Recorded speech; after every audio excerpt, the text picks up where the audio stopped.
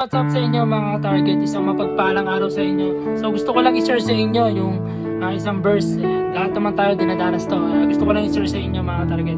Sabi po dito sa James 1 verse 3, ayan, yamang nalalaman na ang pagsubok sa inyong pananampalataya ay gumagawa ng pagtitiis.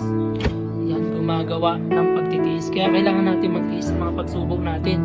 Siyempre, hindi naman natin makakaya na tayo lang. Siyempre, kailangan natin tawagan si Lord. Ayan. Unang-una natin tawagan ang ating Panginoon kasi lumapit man tayo sa iba, mapapahiya tayo, pero kay Lord, libre ang tawag, hindi ka pwedeng, hindi yung magpapaload ka pa, yan, libre lang ang tawag yan, siyempre kay Lord.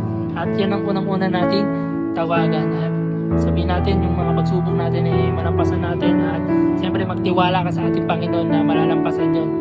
Kapag yung faith mo ay sobrang pagtitiwala sa Panginoon at malago yung faith mo, kaya mangyayari yan.